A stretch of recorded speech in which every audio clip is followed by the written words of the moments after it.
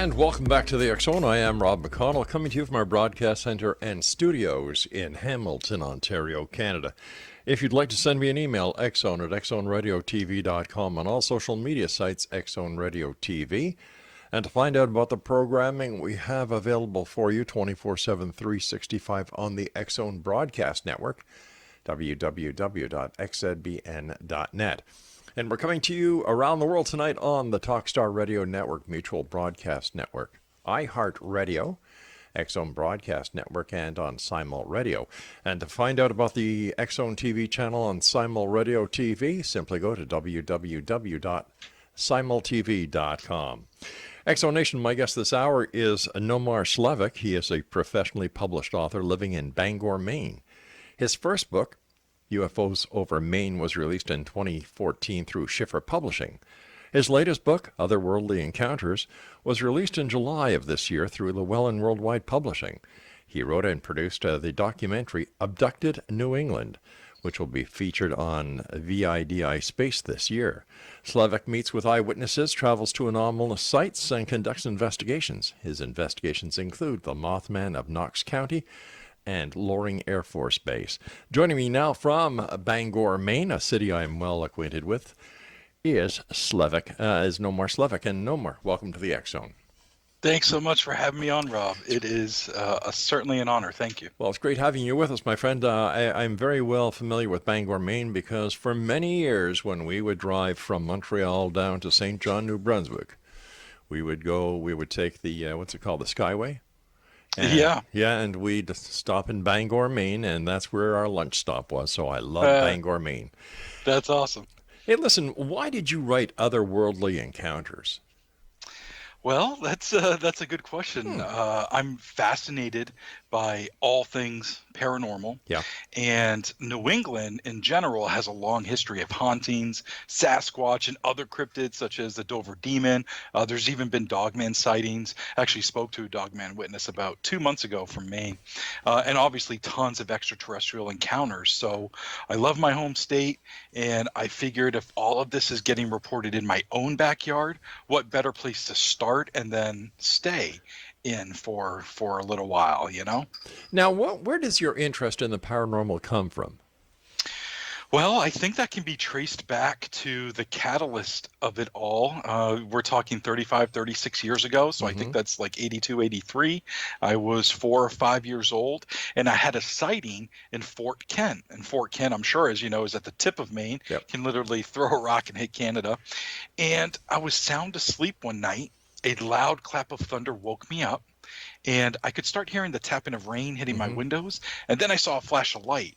So I was like, ooh, a thunder and lightning storm. So I kneeled up on my bed, and I watched the storm, and after a moment or so, I saw this thick lightning bolt penetrate a cloud. I know that sounds weird, but if I were to ask you to draw a lightning bolt, you'd probably draw this thick, jagged yellow line, or maybe think of the charging indicator on your smartphone. Yep. And even at that age, I knew that you could only see lightning for like a very little amount of time, but it stayed there, hovered there, if you will. I kept hearing booms. There were these electrical arcs coming off of it, and I eventually drifted back off to sleep.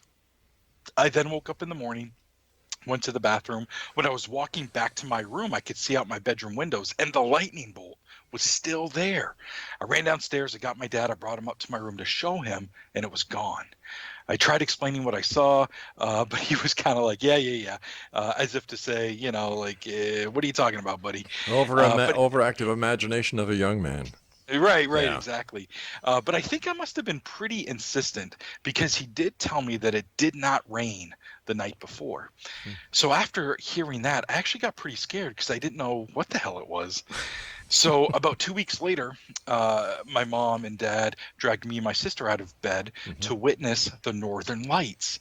And that was another phenomenon that I'm viewing in the sky at such a young age, and it's the only time I've ever seen it, and it was gorgeous and strange, and I think those two things taught me at a young age that the world is friggin' mysterious and weird and fascinating. But I was kind of hooked, but still scared. So I think that's the catalyst, and I also think it was the first time I ever saw a UFO. Since having that first encounter when you were a young man, have you had any UFO sightings since then? Yeah, I've had about 10 other sightings in my lifetime. I don't know if seeing, two weird sky anomalies at such a young age subconsciously allows me to look up more than most. But I definitely see some weird stuff. So I tell people I've seen 11 UFOs in my lifetime. My goodness. UFOs are in fact real, and I can prove it. Proving it is simply by saying what I've seen are unidentified flying objects. Does not mean they're extraterrestrial. In the 50s and 60s and solidified in the 70s, UFOs become synonymous with extraterrestrial, and it's typically not the case.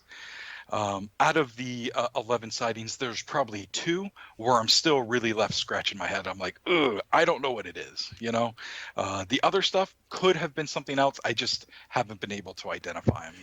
Why do you think society, the majority of society, always associates a UFO with extraterrestrial visitation? I would probably say pulp culture. I'm no expert on any of this stuff, but probably pulp culture has helped with that. I mean, look at all the sci-fi movies from the 50s, 60s, and obviously the 70s. True. When Spielberg kind of hit it out of the park with Close Encounters, and then you kind of get into my demographic when E.T. came out, and it's become an accepted form. You see something weird in the sky that's flying, well, it's probably E.T. Yeah, and E.T. made it socially acceptable to give somebody the finger as well. True. Those 2 UFO sightings that you yourself have had that keep you scratching your head wondering what it was, can you explain them to us or tell us about them? Yeah. One of them happened in 2007, and it was closer to southern Maine, the Freeport area, home of L.O. Bean, for any of your listeners that are familiar. Yep. And it was actually kind of interesting the way it happened. My roommate at the time, and still is to this day, is a skeptic. So they came home one evening and ran up the stairs and slammed the door and came inside and were like, "Yo, there's something weird outside. You got to go check it out. I'm sure it's right up your alley," something like that. So I'm like, "What?" So I ran outside, and hovering over the house that's across the street, so it's probably a little, 150 yards away from me. Hovering over the house were these 2 red lights on one side, and then up higher in the middle was a white light. They weren't blinking. It was completely silent, and it was hovering. So I stared at it for a while. When I extended my arm out, it took the entire length of my thumb to cover the object. So that said to me that it was high and large or pretty low.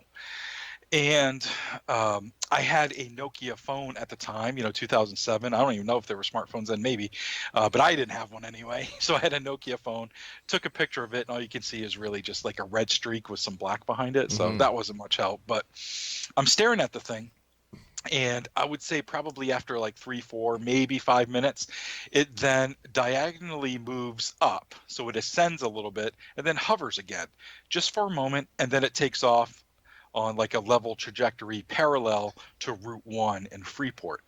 So at that point, I fumbled for my keys. I'm like, I'm going to follow this thing. So as soon as I hit the road, I lost sight of it. I'm mad at myself for taking my eyes off of it. But less than half a mile up the road is a field with a clearing, a clear view of the sky. So I pulled in there and was ready to, have a close encounter, and it never showed up. But the reason it seems, I still scratch my head on it, is it seemed large. It seemed close enough that I would have heard it. Nothing was blinking on it like you would come to associate with some sort of a military or civilian type of aircraft. Sure. And at the time, drones, at least the way we know them commercially now, were not commercially viable really at the time. Doesn't mean it couldn't have been some other experimental drone, but that one keeps me scratching my head because of that, All right, we're going to come back from a commercial break shortly, and when we do, I'd like to hear about the second encounter that you have that still has you scratching your head. The next donation, our guest this hour, is Nomar Slevik, and you can find out more about Nomar on his Facebook page, facebook.com/Nomar Nomar Slevik Author, and that's NomarSlevik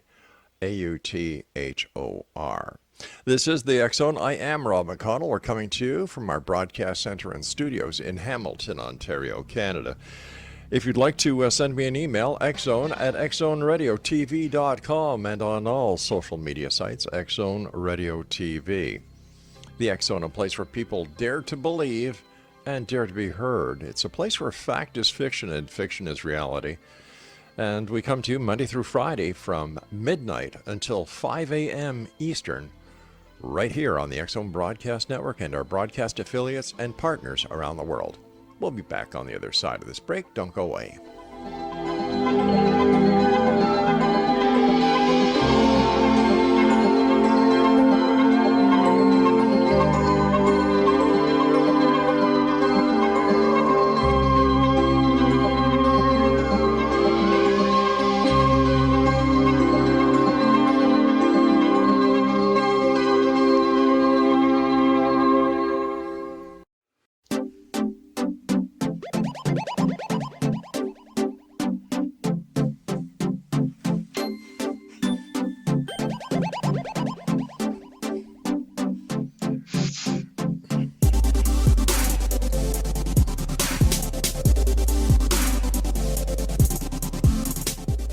Exonation, Nomar Slevik is our special guest, and we're talking about Nomar's new book entitled Otherworldly Encounters. And for more information about Nomar, visit his Facebook page /Nomar Slevik Author.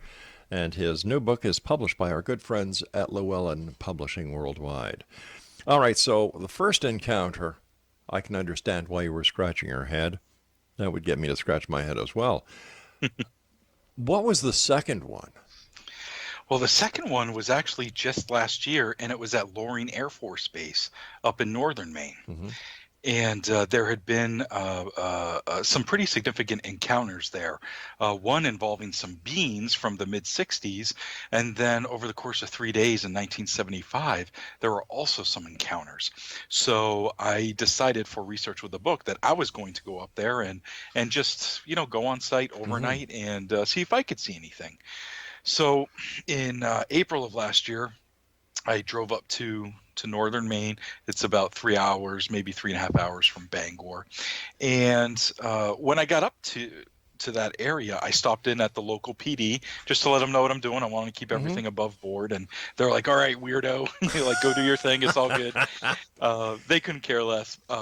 They just wanted me to be careful. So anyways, I get on base during the day. I'm kind of, I want to get my bearings, and the place is massive. I mean, this is an abandoned Air Force base or a closed Air Force base. Well, wasn't that where one of the strike forces of the B-52s were stationed? Absolutely, yeah. It was. And this base was opened in 1947, so that's an interesting year. And then it closed in 1994. So what's left, there's some businesses on the peripheral of the base. There's a call center, a museum, some stores, some things like that. But the crux of the actual base is just all left to really rot. So it would be the perfect setting for The Walking Dead. There's weeds growing up in the roadways. There's a housing area that's fallen apart. There are these massive hangars bleeding rust. And there's got to be 50 hangars, maybe. Wow. Something like that. And it's just huge. And you can have the run of the place. There's 2 miles of runway. So I ended up going a little over 100 miles an hour in my car down the runway just because you can, I had to do it. So, I took tons of pictures and all that good stuff. But then went back to the hotel, took a nap, and I was coming back at night, to see if I could observe anything. So my first stop when I got on base. I'm sorry. That's all right.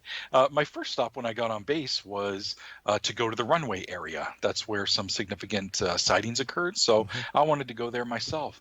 It was drizzling that night, so there was some cloud cover. But other than that, I had an unobstructed view of the night sky. So I just kind of parked in the middle of the runways, shut everything off. It's probably 11:30 at night, something like that. And I'm just waiting and watching and waiting and watching. About an hour and a half or so goes by. The rain hitting the windows like is starting to sound like white noise. I'm getting a headache. So I and nothing's happening. So I start the car and get out. And at the time I was smoking. I've since quit. So thank you very much. That's been a struggle. But anyway, I step out to have a cigarette, and as I'm smoking, it sounds like I hear somebody walking up the runway. And I'm like, what? And it was weird, though. They take a few steps and then stop. And I was like, that's weird. So I walked to the front of the car to see if I could, towards where I was hearing it. Mm-hmm. And I'm just straining to see, and I'm straining to hear if that's even a thing. And I'm just listening, and I can hear, a few steps and then nothing, a few steps and then nothing. And I'm like, what is that? And then I realized it's my intermittent windshield wipers. Oh, well, there you go. Yeah. So I was like, oh my goodness, my imagination's getting the better of me. So I decide to move. I go to a different area, and it's where the radar tower is. So now I'm parked in the parking lot of the radar tower. And again, I'm looking at the sky and all that good stuff. And I've shut the lights off, but I haven't shut the car off. Like I had just arrived. And so I'm looking to my left. I look to my right. I look to my left again. And as I'm coming back, looking to my right, boom, there's a light in the sky right above me. I'm like, whoa, like what? And I'm just human in that moment, Rob. Like I have this gear next to me, night vision cameras, some other stuff. And I'm not thinking about any of it. I'm just like looking at this light in the sky. I mean, that's all it is.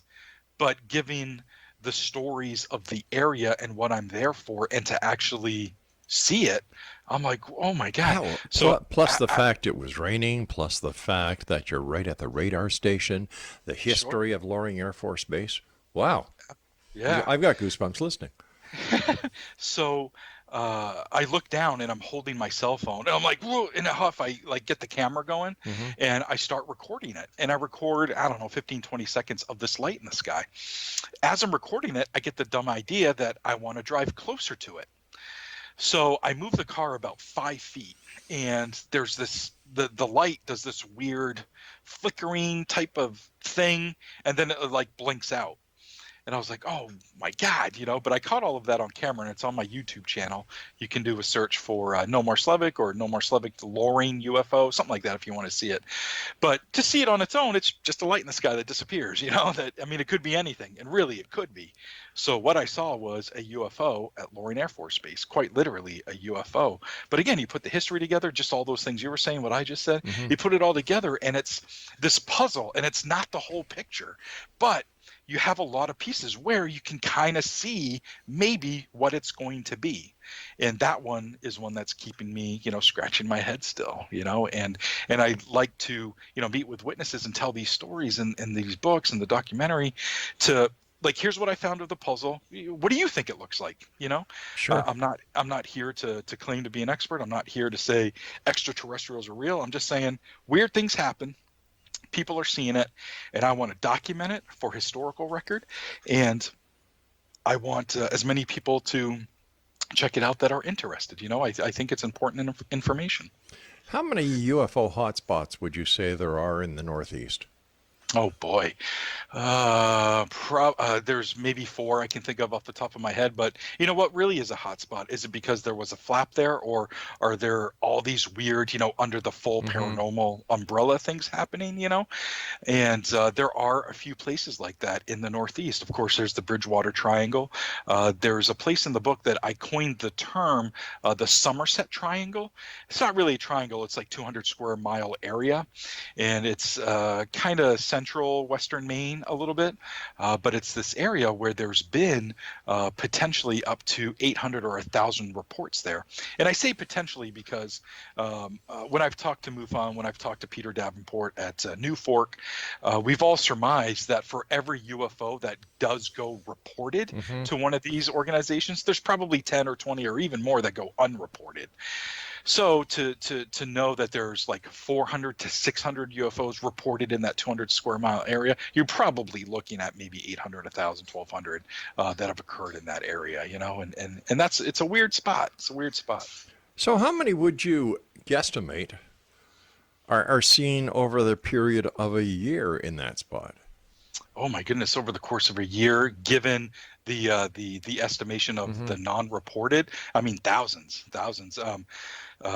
People see UFOs all the time. Now, what happens, especially when you go through these MUFON reports, or you're reading some of these little quips in newspapers or radio stations, their online presence has really beefed up, and they have like little news plugs as well. And a lot of these stories are people seeing lights in the sky, and the radio station or the newspaper is reporting it as like a UFO / extraterrestrial encounter. But when you really are reading hundreds of these, thousands of these, Right. you're like, okay, they most likely misidentified something. Obviously, that's not the case in every case, but more often than not, people are misidentifying things. It could have been a drone. It could have been a planet. It could have been a helicopter. I don't know if you've ever seen a helicopter flying directly towards you in the sky when it has its nose light on, but it looks like a wobbling, hovering UFO until it finally banks or something, Right. So you never know what you're seeing out there. Are they UFOs? Absolutely. Are they extraterrestrial? Probably not.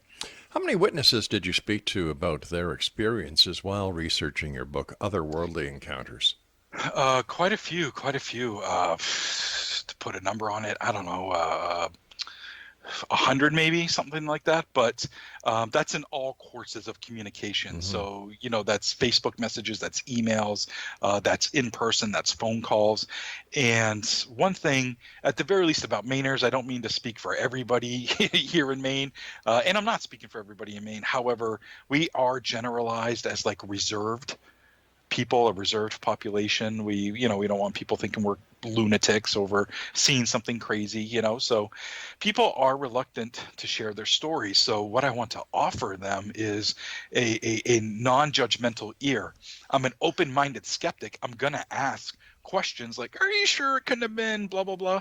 And more often than not, they're like, yeah, you're right, it could have been that. I didn't even think of that.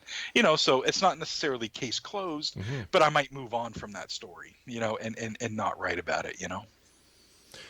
Yeah, I fully understand, and I agree with you that a large number of the UFOs that people put in the same category as ET are later identified. They really have nothing to do with the space traveling UFOs. Sure. But I think the media has certainly played into that scenario along with Hollywood. Absolutely. Especially since December of 2017, when all that stuff came out about the aerial threat program that the government had, and more people than ever are talking about it. All right, Nomar, please stand by. You and I have to take our news break at the bottom of the hour. Exonation Nomar Slevik is our special guest this hour. His Facebook page is facebook.com/Nomar Slevik author. That's Nomar Slevik author. We'll both be back on the other side of this break as we continue here in the X Zone from our broadcast center in Hamilton, Ontario, Canada. Don't go away.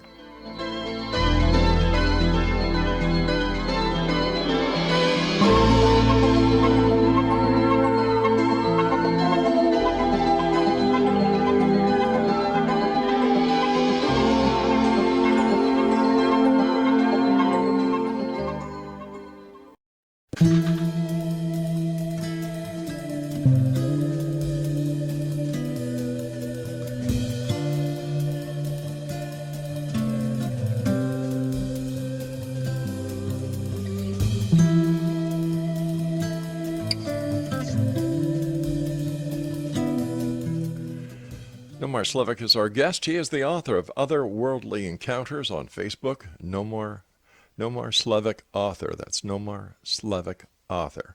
I understand that you have a theory or a hypothesis on the creation of crop circles. Well, I don't know if it's really a theory. You have thoughts, and thoughts are just what they are. But I certainly think that it's possible that that extraterrestrials are involved with making them. I definitely do not think that all crop circles are man-made. I think that's ridiculous. I definitely think a lot of them are, though. But that's really all it is, though. It's nothing earth-shaking at all. Well, you never know unless you ask, right?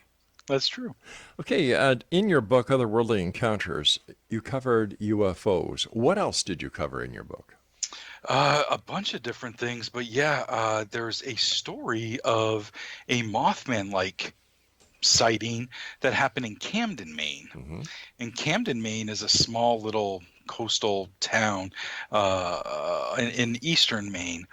And in 2001, October of 2001, there was a gentleman who saw something pretty weird over there. And I don't know if you're anything like me, but I'm a huge like fanboy of like all things paranormal. You know, I watch a lot of television shows that are like a guilty pleasure.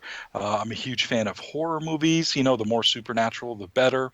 And I'm also a big fan of Mothman. So while I was writing the book, I was thinking, man, I wonder if there's ever been a Mothman sighting in Maine. No one's ever come to me. So I just Googled Mothman, Maine, and to see if anything came up.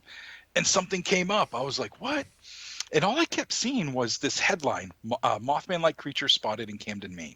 And I kept seeing that, but there was never anything linked to like a full story of it. So I have a fellow author and friend and researcher. Her name's Michelle Solier, and she was actually able to track down a name for me. So I looked the guy up on Facebook, and after like numerous attempts with people with the same name, which was a bit awkward sometimes, I found the guy, and he was willing to talk about the encounter. So this happened again in 2001, almost 35 years to the month of the original Mothman sightings in Point Pleasant. So I thought that was fairly synchronistic, you know. And the witness does prefer to remain anonymous. I wrote that in the book, so I gave him an alias of Robert Osborne. And he was 17 at the time, and he was walking home early one evening. It was probably 6 p.m. or so. And he was walking on Washington Street towards his apartment building. And Washington Street starts right at downtown Camden, Maine, and it goes all the way and for miles into the town of Hope, Maine. And he lived just about a mile from downtown Camden. So as he's walking, he's hearing like this chirping, squeaking type of sound, and he thinks it's a mouse, but it's kind of loud, so it must really be underfoot, and he's looking down, not wanting to step on it. While he's looking down, he sees this shadow, a large shadow, on the pavement go by, and he knows that it's something above him, so he immediately looks up. And when he looks up, he sees this odd humanoid looking thing with a huge wingspan fly over him, and it's making that sound. He said the body was about 4.5 feet long with these large bat-like translucent wings. He said it flew right up over the apartment building that his parents lived in. And as it did it, he said, he got a good measurement of the wingspan, because it said it went from one side of the eaves to the other side of the eaves of the building. And when I was down there and checking it out, that measures about 25 feet in length. So you're talking like Cessna type size wingspan, you know, that's huge. So he said it, you know, flew off into this marshy area behind the building. The marshy area is like less than a quarter mile behind the building. And he talked to his friends and family about it. And it's not like they didn't believe him, but they're like, you probably saw something else, man. Like, you know, and, you know, like a turkey vulture, sandhill crane or something, both of which can be found in the area. But he was like, no. This was weirder than that. He knew the difference. Yeah. So after this, he started having these reoccurring dreams. And he said that he would find himself at that same spot on Washington Street. And when he would look up this time, he would see a UFO as large as a house, and that it would roar to life and take off. So, you know, being a researcher, I'm like, oh, okay, well, was that a dream, or could it have been a memory? And he's like, that's funny that you asked that. I tell people it was a dream, you know, that goes back to the reservation of Mainers maybe, but I tell people that it's a dream, but I really think it was a memory. Well, now you've got some more synchronistic aspects with the original Mothman sighting, where you're having some concurrent themes there. Mothman, you know, a weird creature being sighted along with the UFOs. So kind of interesting, you know.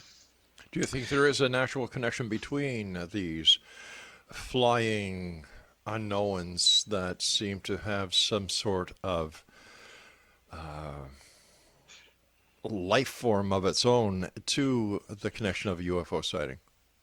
I don't know how specific it gets, Hmm. but I think there's some sort of connection, maybe under this whole umbrella of the paranormal, Sasquatch, Dogmen, even over demons, some specific cases, UFOs, hauntings, that maybe it's all interconnected somehow, or, I don't know how. I don't even Right. have theories on how, but there seems to be more and more cases popping up where there's multiple genres, if you will, of the paranormal happening at the same time, almost a convergence, if you will, and Stan Gordon's done a ton of that work in the Chestnut Hill area in Pennsylvania, where there's been a lot of UFO activity and Sasquatch sightings, things like that. So I personally think there's some sort of connection, but I haven't really developed any theories. I'm just too busy collecting the stories and Sure. and trying to make sense of them at the time, you know what I mean? But Now, the state of Maine has a lot of wooded areas.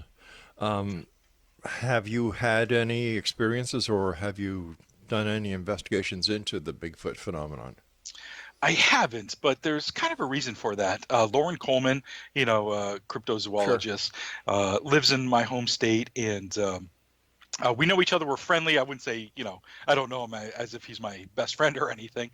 Hmm. But he and this other woman I was telling you about, Michelle Soyer, couple of years ago, they decided to start putting together Sasquatch stories from Maine to put out a book for, Bigfoot in Maine.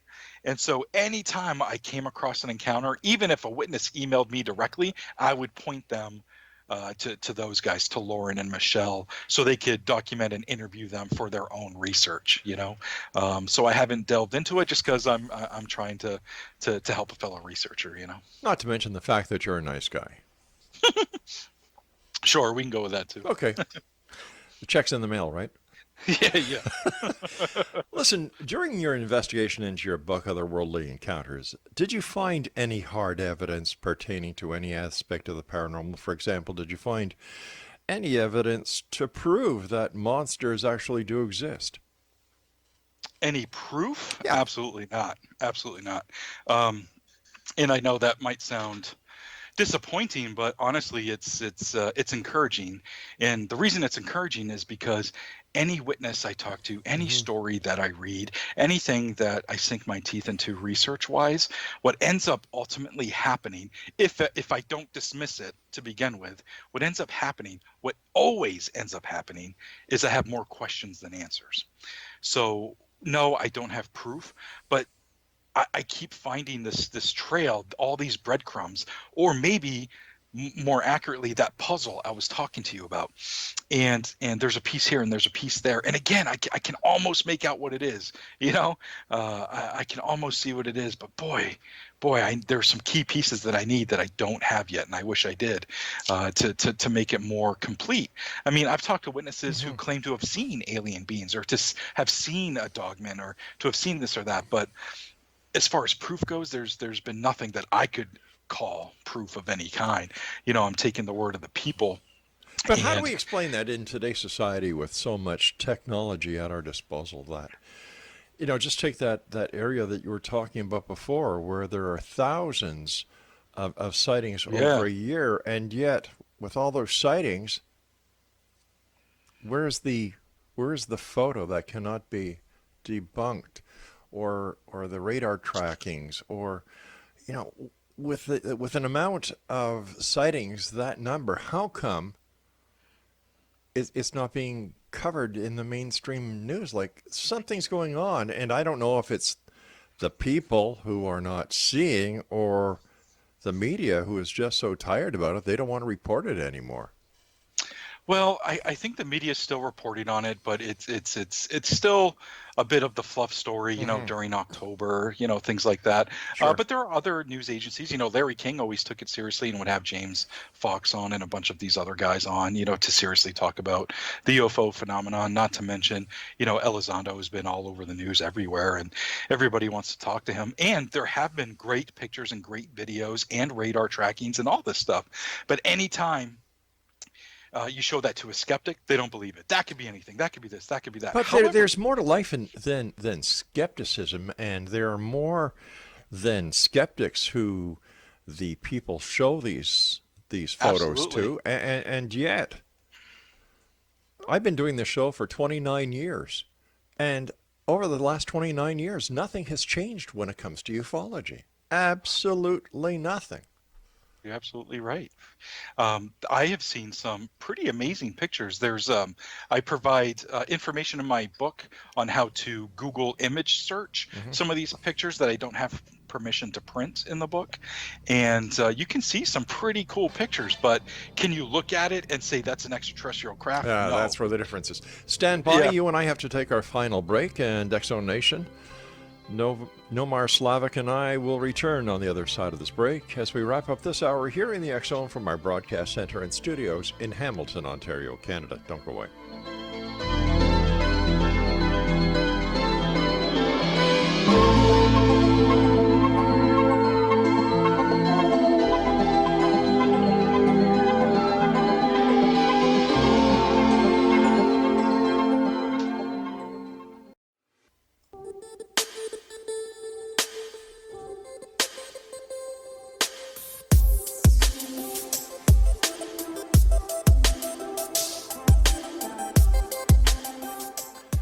And welcome back, one and all. This is the X Zone. I am Ralph McConnell. My guest this hour is Nomar Slevik. We're talking to Nomar about his new book, Otherworldly Encounters, that is published by our good friends at Llewellyn Worldwide.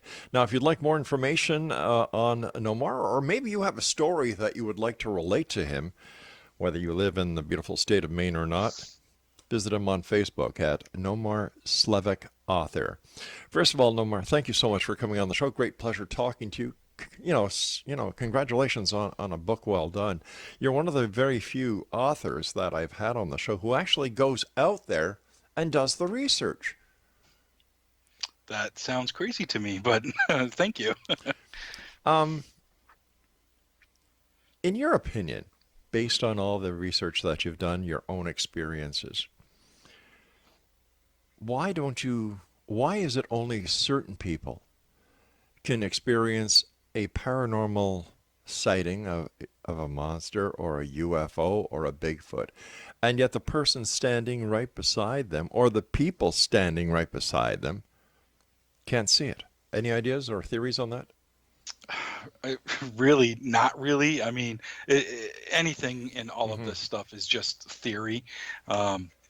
And I don't believe that there's really any experts in the field. I do feel as though some researchers can be expert on cases, because they've decided to hold on to a case, their whole life, and that's been their life's work, and that's great and everything. And so you're an expert on Roswell or whatever.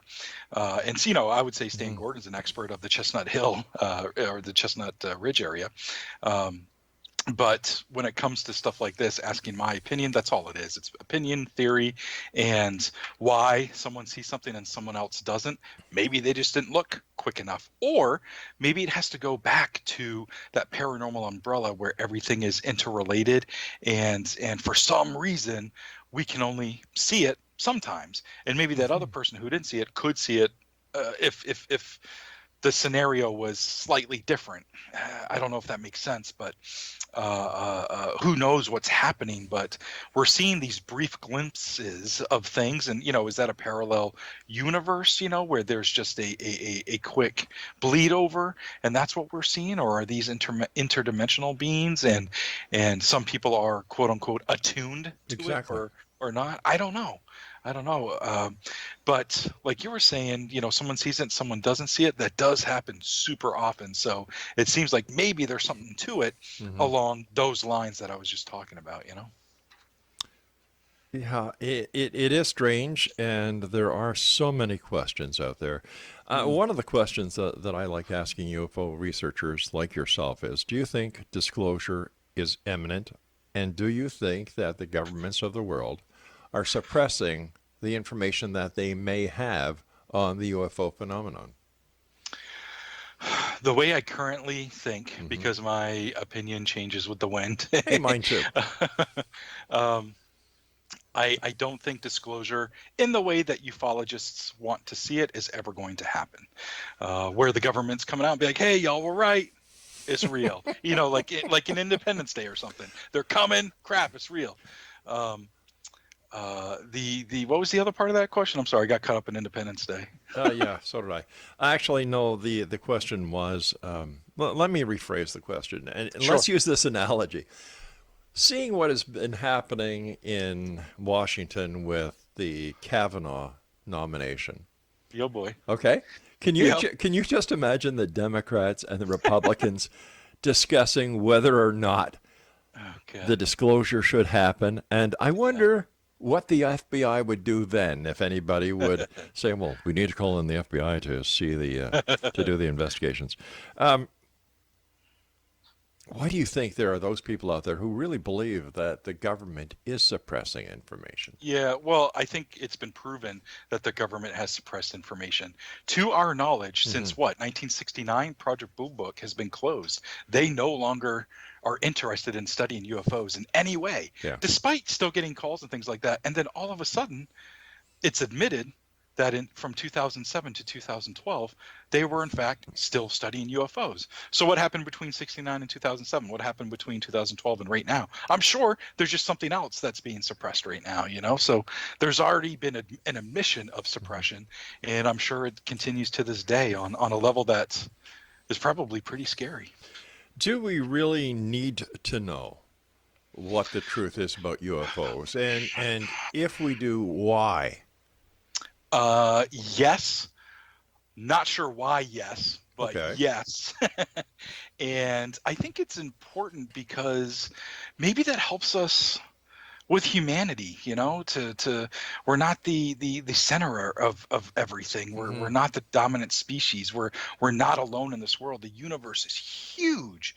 I mean, it's so arrogant to think that we're alone and nothing is more advanced than us. You know what I mean? Sure. And to me, that's, I don't know. It's kind of sad. Maybe it's a little bit wishful thinking or something. I don't know, but I do believe that aliens are real, and I do hope they're coming here. But have they been coming here decade after decade just to study us and abduct us and probe us? That seems a little off to me.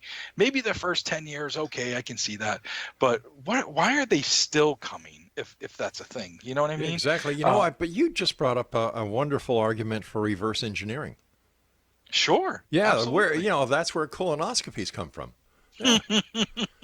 Take me to your podiatrist. Take me to your proctologist. I'm not going to touch that damn finger unless you've got gloves on it, mister. Um, Oh, Rob. Let me ask you this.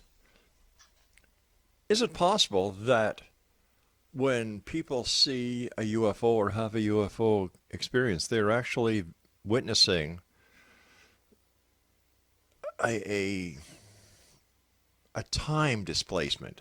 That what we believe are UFOs from extraterrestrial uh, galaxies or faraway galaxies or universes are actually from our future that travel back in time to, for some reason or other, I haven't figured that one out yet.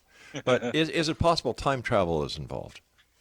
I think so. You know, who knows the way Hmm. time travel could work or does work, and there have been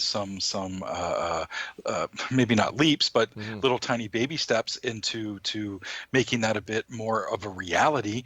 But who knows? Or maybe it's a different plane of existence, you know, and there's all these multiple universes, Yeah. and time is irrelevant at that point, you know, and they're really just able to kind of step in, be like, oh wow, look at this, and then step back, you know. But yeah, I think that's totally possible. And I have sat up at nights thinking about that possible theory. There's actually a story from, geez, the 50s. I haven't read this story in a long time, so I'll probably butcher some of this. You got some really smart guys listening. I apologize right now. But in the 50s, there was some sort of sighting with this kid, and he was, walking down a dirt road or whatever, or was walking home, and he sees this UFO. And I believe he described it as this like silver disc, and it was very low. I mean, we're talking like 30 feet, 40, 50 feet in the air, something like that. And there was this like completely glass dome over it, and he saw like a guy, like a human in it, you know, working the controls and stuff like that. He might have even had, I forget the story in full here, but he might have even had like a USA patch or some sort of military patch or something like that. But it looked like he was wearing a jumpsuit of some sort, and was, you know, paying the kid no mind. And then he finally realized that the kid noticed him, and it was like, whoa, Right. and, you know, flew away. You know, so was that experimental? Was that time travel? And he's like, oh boy, I dipped into the 50s for a second, my bad, and went back to wherever he came from.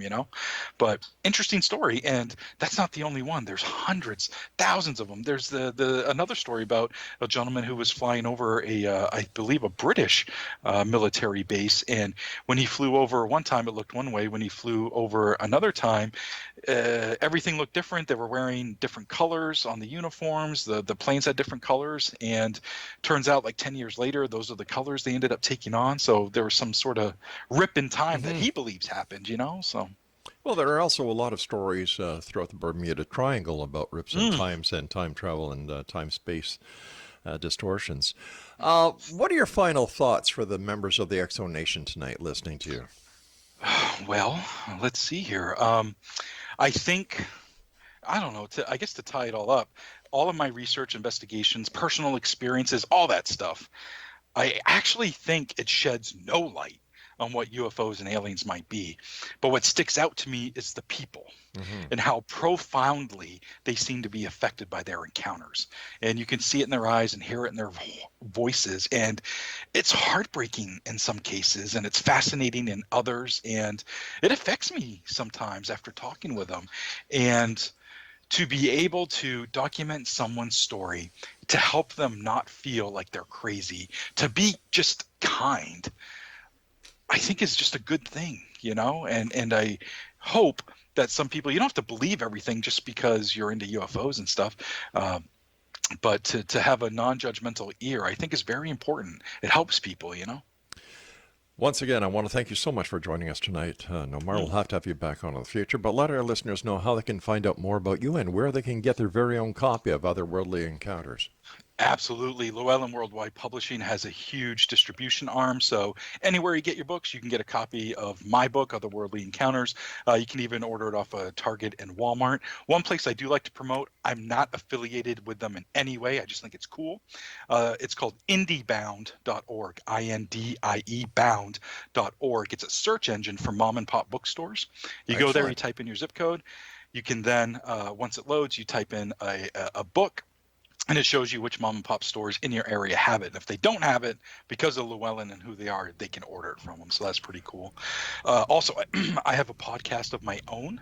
It's called I Want to Believe, and you can hear that anywhere you get your podcasts, iTunes, all that stuff. I hate to do this. No, I hate to do this, but we've just run out of time. So, Nomar, I want to thank you so much for joining us tonight. It's been a great pleasure. And Exo Nation, for more information on Nomar Slevik, visit him online at facebook.com/Nomar Slevik author. I'll be back on the other side of this break as we continue here in the X Zone from our broadcast center in Hamilton, Ontario, Canada.